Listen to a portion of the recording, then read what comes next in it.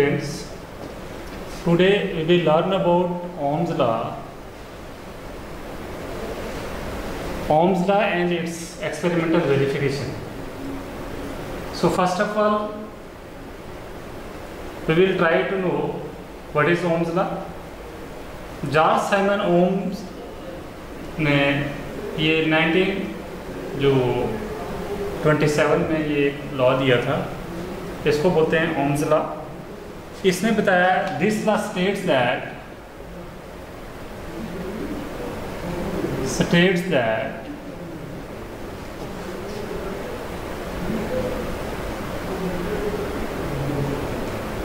potential difference applied across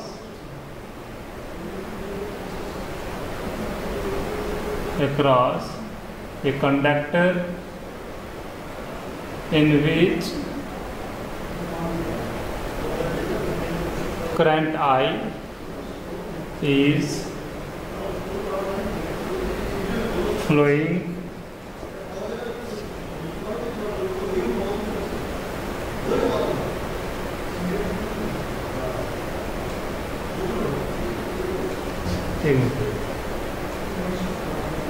conductor is directly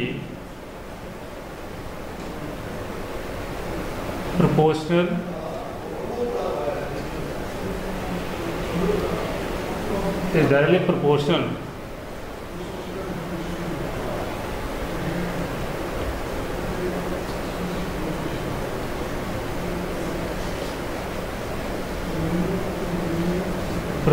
to the current flowing through it, provided that the temperature and pressure as well as material of the conductor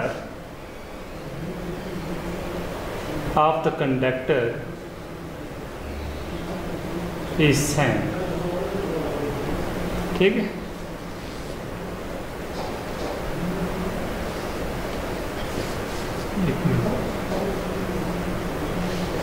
ठीक है। तो ये जो है shortcut definition है Ohm's law की। Ohm's law हमें ये बताता है कि मैथमेटिकली हम इसको बोलेंगे, mathematically V is directly proportional to I।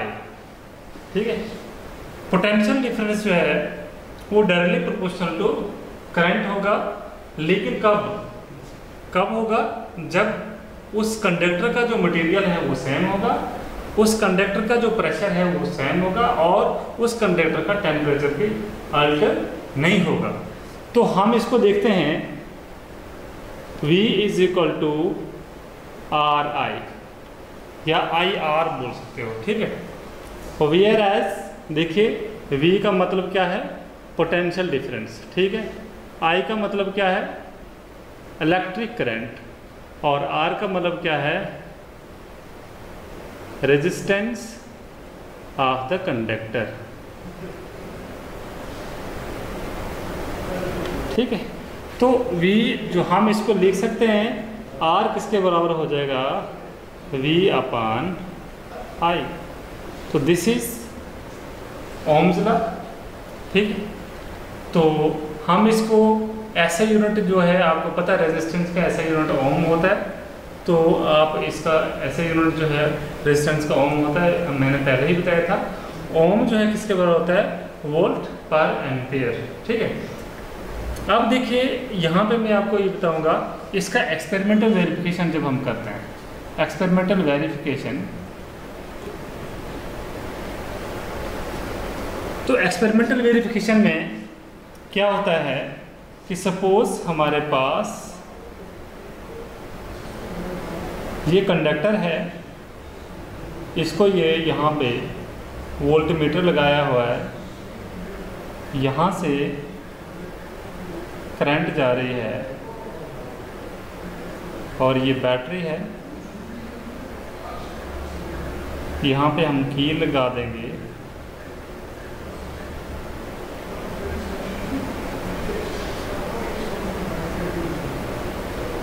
Rheostat. ये देखिए यहाँ पे ये वोल्टमीटर आ जाएगा जो पोटेंशियल डिफरेंस को मेजर करेगा, ये एमीटर आ जाएगा, ये बैटरी आ जाएगी, इसका ये पॉजिटिव टर्मिनल है, ये नेगेटिव, ये इसको की कहेंगे या स्विच कहेंगे, और ये रियोस्टेट होगा। ठीक है, तो जब करंट यहाँ से चलेगी, ठीक है, तो यहाँ से आएगी, इस तरह से ये एक सर्किट बनेगा। ओके, रियोस्टेट क्या होगा, ये इंक्रीज करेगा करंट और पोटेंशियल डिफरेंस को चेंज करेगा। पोटेंशियल डिफरेंस चेंज होगा तो करंट की वैल्यू भी चेंज होगी। ठीक है, तो यहाँ पे मैं आपको बता रहा हूँ कि जब सर्किट ऑन होगा, जब स्विच की ऑन होगा, इसका मतलब की ऑन होता है, अगर ये डॉटें लगाऊंगा की ऑफ होगा, मतलब सर्किट डिस्कनेक्टेड है। तो जब इसके अंदर बिजली चलेगी, करंट चलेगी, तो क्या होगा कि जब हम इसको ऑन करेंगे तो ये एमीटर कोई रीडिंग दिखाएगा और ये वोल्टमीटर भी कोई रीडिंग दिखाएगा। तो सपोज कुछ भी रीडिंग बताता है, ठीक है, तो हम क्या करेंगे, बाद में इस ओम्स लॉ को वेरीफाई करने के लिए क्या करेंगे, तो रीडिंग नोट करनी है। ठीक है, अगर करंट की रीडिंग है और वी आई की रीडिंग है, ठीक है, ये हमने नोट डाउन करनी है। सपोज हमारे पास पहला रीडिंग जब हमने लिया तो करंट अगर I1 था और V1 जो था हो गया पोटेंशियल डिफरेंस, कुछ भी होगा। ठीक है, जब हमें रियोस्टेट से चेंज करेंगे पोजीशन कांटेक्ट पॉइंट की, तो यहाँ पे पोटेंशियल डिफरेंस चेंज होगा। ठीक है, तो अगर पोटेंशियल डिफरेंस V2 हो गया तो यहाँ पे करंट भी ऑब्वियसली चेंज हो जाएगी। ठीक है, और फिर एक बार थर्ड टाइम फिर से हम चेंज करेंगे कांटेक्ट पॉइंट, तो I3 करंट होगी। तो 3 रीडिंग्स जो है इनफ है हमें इसको करने के लिए। लेकिन जब हम देखेंगे, जब हम ओम्स लॉ को वेरीफाई करेंगे, तो आपको ये पता है कि V1 अपान I1 कर देंगे, इधर V2 अपान I2 कर देंगे, इधर V3 अपान I3 कर देंगे। ठीक है, जब इनका वैल्यू हमने निकाला, इसका वैल्यू निकाला, इसका वैल्यू निकाला, इसका वैल्यू निकाला, तो वो कांस्टेंट जो है, कांस्टेंट वैल्यू आएगी। कांस्टेंट का मतलब होता है सेम, इन तीनों की सेम वैल्यू आएगी। ठीक है, तो जो कांस्टेंट वैल्यू, सपोज अगर R आया या कुछ भी आया, दैट वैल्यू डिटरमाइंस दैट कि अगर कंडक्टर भी वही है, कंडक्टर तो हमें चाहिए क्या, इसका टेम्परेचर भी नहीं बढ़ने दिया और इसका प्रेशर जो है मटेरियल सेम है, तो समझो कि जैसे जैसे आप करंट बढ़ती जाएगी, पोटेंशियल डिफरेंस भी बढ़ता जाएगा। As we decreases the magnitude of current, the potential difference will also decreases. तो इसलिए मैं बताऊंगा पोटेंशियल डिफरेंस डिक्रीज करेंगे तो करंट भी डिक्रीज होगी।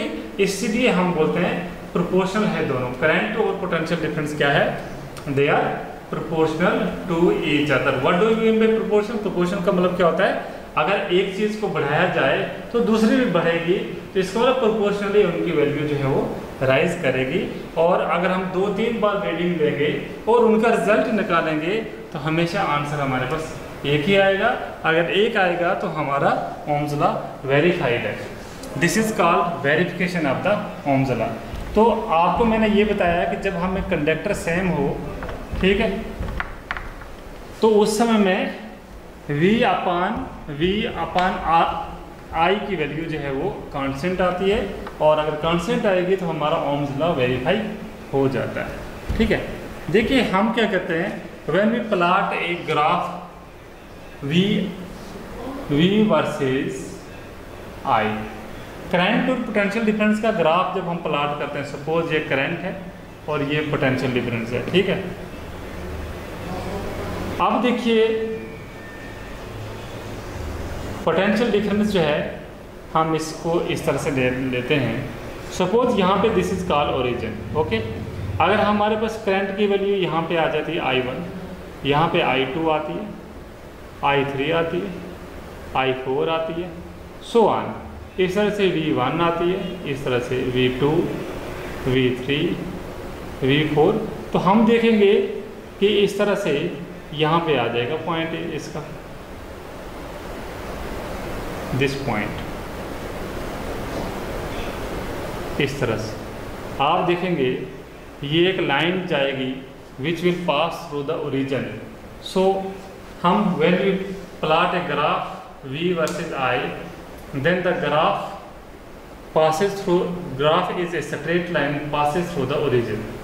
वो जो ग्राफ है it will be a straight line and passes through the origin। ठीक है, तो जब भी हम इसको करेंगे तो आप देखना what are the conditions। Conditions क्या चाहिए ओम्स लॉ को वेरीफाई करने के लिए। मैंने आपको पहले ही बताया है कि जो कंडीशंस है ओम्स लॉ को वेरीफाई करने के लिए, वो तो एक तो material of the conductor remains है, ठीक है, first temperature of the conductor जो है remain unchange, and physical conditions. ठीक है, फिजिकल कंडीशंस का मतलब हो गया लेंथ, थिकनेस, वो भी सेम होने चाहिए। ठीक है, सो व्हेन देखिए कंडीशंस क्या है, on what conditions you will verify the Ohm's law. Material of the conductor जो है इज सेम। एक कंडक्टर का मटेरियल क्या होना चाहिए, सेम होना चाहिए। दूसरा क्या, फिजिकल स्टेट जो है, फिजिकल स्टेट्स लाइक टेम्परेचर उसका, length, area of cross section जो है, of cross section is same होगा। ठीक है, तो हम देखिए प्रेशर जो है अनचेंज रहेगा, तो हम बोलेंगे the Ohm's law is verified. ठीक है, so these are the conditions required for verification of Ohm's law.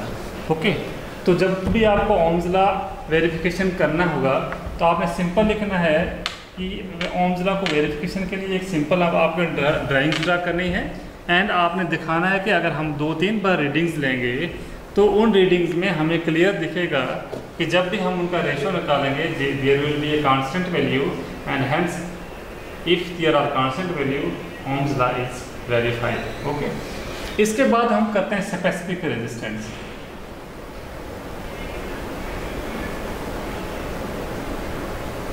Specific resistance, ठीक, what do you mean by specific resistance, give its SI units. ठीक है, एंड एसआई यूनिट्स क्या है इसके। ठीक है, ये चीज़ हमने पढ़नी है।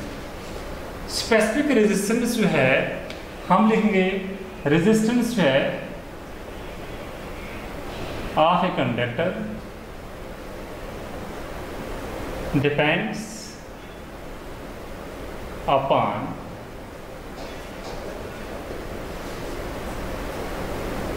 पहला क्या है, it is directly proportional to the length of the conductor, length of the conductor. ठीक है, तो जो रेजिस्टेंस होता है ना एक कंडक्टर में, वो directly proportional to length of the conductor होता है। कंडक्टर के लेंथ का डायरेक्टली मतलब क्या हुआ कि सपोज मैं आपको ये बताता हूँ कि सपोज एक कंडक्टर इतना है और एक इतना लंबा है। ठीक है, रेजिस्टेंस का मतलब क्या होता है कि इसमें जब करंट पास होगी, यहाँ से इलेक्ट्रॉन जाएंगे तो इन्होंने यहाँ पे पहुँचना है ना। ठीक है, अब इसको इस इलेक्ट्रॉन को कम ही सफ़र करना है, so this electron has to collide with the less number of atoms of the conductor. लेकिन ये क्या है कि अगर दोनों कंडक्टर सेम है तब मैं बात कर रहा हूँ, अगर कंडक्टर डिफरेंट हैं तो फिर तो अलग बात होगी। If the two conductors are same but they have different lengths. ठीक है, तो ये क्या करेगा, रेजिस्टेंस जो है वो डायरेक्टली प्रोपोर्शनल होगा। ठीक है, तो इसलिए ये जो है क्या करेगा, it will create more resistance, ये ज़्यादा रिस्ट्रिक्शन इम्पोज करेगा इलेक्ट्रॉन को फ्लो करने में एज कम्पेयर टू दिस। इसलिए जब भी कंडक्टर की लेंथ ज़्यादा होगी तो रेजिस्टेंस भी ज़्यादा होगा। सेकंड क्या है, it is inversely proportional to the area of cross section of the conductor. लेकिन कंडक्टर का मटेरियल फिर से सेम होगा तो क्रॉस सेक्शन का मतलब क्या हुआ, एक कंडक्टर इतना मोटा है और दूसरा कंडक्टर इतना मोटा है, इसका मतलब एरिया ऑफ क्रॉस सेक्शन इसका क्या है, कम है, and this conductor has more area of cross section. ठीक है, क्रॉस सेक्शन का एरिया ज़्यादा है, इसलिए मैं आपको बताऊंगा कि अगर इन दोनों का मटेरियल ज़्यादा है, इलेक्ट्रॉन डिस्ट्रीब्यूशन थ्योरी आपने अगर सुना होगा, वो ये बताती है कि electrons in the conductor are located on the surface of the conductor. Current में जब इलेक्ट्रॉन्स चलते हैं, so the electrons travels on the surface of the conductor. ठीक है, कंडक्टर पे चलते हैं। सपोज मैं बताऊंगा अगर 1 लाख कंडक्टर 1 लाख इलेक्ट्रॉन यहाँ से चल रहा है, ठीक है, और 1 लाख ही यहाँ से चल रहा है, समझ रहे हो। लेकिन जब इलेक्ट्रॉन्स यहाँ से चलेंगे तो there may be our crowding of electrons may be there, and जब क्राउडिंग होगी इलेक्ट्रॉन्स की, देन वो तो एटम्स के साथ कोलाइड करेंगे, बट आपस में भी उनको क्या होगा, कोलिजन की वजह से उनकी एनर्जी जो है ज़्यादा लॉस होगी, और ज़्यादा लॉस होने की वजह से यहाँ पे क्या होगा, रेजिस्टेंस ज़्यादा होगा। समझ रहे हो, अगर एरिया ऑफ क्रॉस सेक्शन कम है तो रेजिस्टेंस ज़्यादा होगा, और अगर एरिया ऑफ क्रॉस सेक्शन ज़्यादा है रेजिस्टेंस कम होगा। क्यों?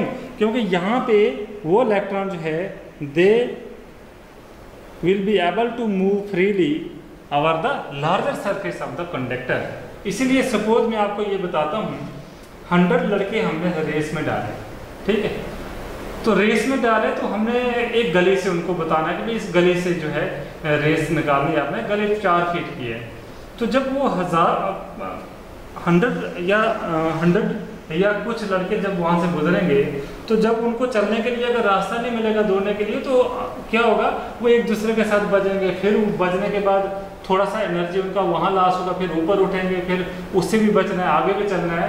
और कंपेरेटिवली अगर उन्हीं लड़कों को हम बड़े रोड जो है 4 लेन रोड में हम बोलेंगे कि वहाँ से रेस करो, तो उनकी एनर्जी जो है एक दूसरे के लड़के के साथ कोलाइड करने की वजह से कम लॉस होगी, और इसलिए वो एनर्जी जो है वो आगे जाने में जो है वो आगे जो उनकी स्पीड भी ज़्यादा रहेगी। इसलिए यहाँ पे मैं बताऊँगा कि रेजिस्टेंस में अगर एरिया क्रॉस सेक्शन कम है तो रेजिस्टेंस ज़्यादा देगा, अगर ज़्यादा एरिया है तो कम देगा। और हम इसलिए बोलते हैं resistance is inversely proportional to the area of cross section. तो इसलिए कंबाइनिंग जो है, दिस इज सेकेंड, हम लेंगे combining first and second to get, तो हम बोलेंगे resistance is directly proportional to length and inversely proportional to the area of cross section. और यार ये हो जाएगा resistance is equal to rho A upon L, ठीक है।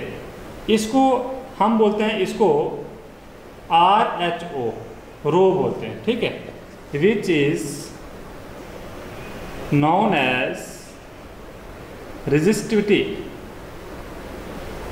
R हम इसको बोलते हैं specific resistance of the conductor, ठीक है। हम इसको it is constant of proportionality, constant of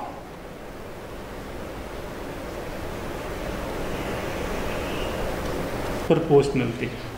So resistivity here is rho is constant of proportionality, और इसलिए हम इसको ये देख सकते हैं कि अगर ये पीछे आ जाएगा, R जो है L/A है तो पीछे आके A/L हो जाएगा, तो क्या बच जाएगा रेजिस्टिविटी के बराबर। और जो रेजिस्टिविटी फाइनली मैं यहाँ पे बताता हूँ, रेजिस्टिविटी हो जाएगा R × A/L। और आपको पता है कि अगर इसका ऐसा यूनिट अगर हमने निकालना होगा तो ऐसा यूनिट रेजिस्टेंस का ऐसा यूनिट क्या है, ओम है। एरिया का क्या है ऐसा यूनिट, मीटर मल्टीप्लाई मीटर, और लेंथ तक क्या होता है मीटर।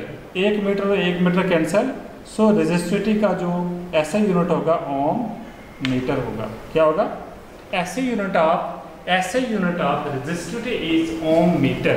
क्या बोलेंगे इसको, OHM, ओम मीटर।